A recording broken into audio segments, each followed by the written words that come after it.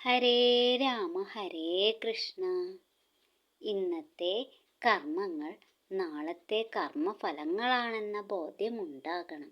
നമ്മുടെ ജനനത്തിനു മുമ്പ് തന്നെ തമ്മിൽ ഇഴചേർന്നിട്ടുള്ള അറിവുകളാണ് നമ്മുടെ കർമ്മം. ഈ കർമ്മമാണ് നമ്മുടെ ജന്മത്തിന് കാരണമായി തീരുന്നത്.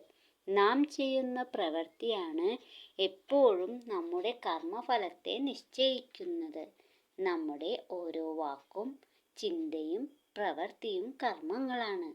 നമ്മുടെ തന്നെ ചിന്തയിൽ വാർത്തെടുക്കുന്ന രൂപങ്ങളാണ് കർമ്മങ്ങൾ. എന്നാൽ നല്ല ചിന്തകളുടെ ഉടമയ്ക്ക് മാത്രമേ നല്ല കർമ്മങ്ങൾ ചെയ്യാൻ സാധിക്കൂ. ഏത് പ്രവൃത്തിക്കുമുണ്ട് അതിൻ്റെതായ ധർമ്മം. ധർമ്മം വിട്ട് എന്തു തന്നെ ചെയ്താലും നമുക്ക് നമ്മുടെ വ്യക്തിത്വം അവിടെ നഷ്ടമാകും.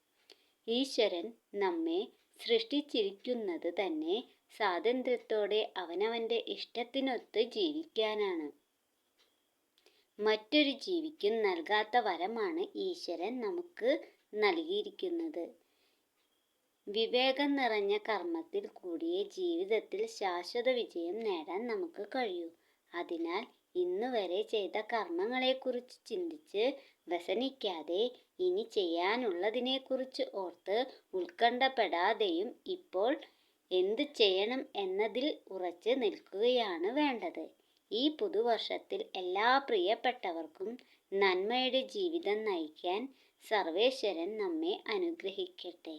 ഓം നമോ ഭഗവതേ വാസുദേവായ. സർവം കൃഷ്ണാർപ്പണമസ്തു.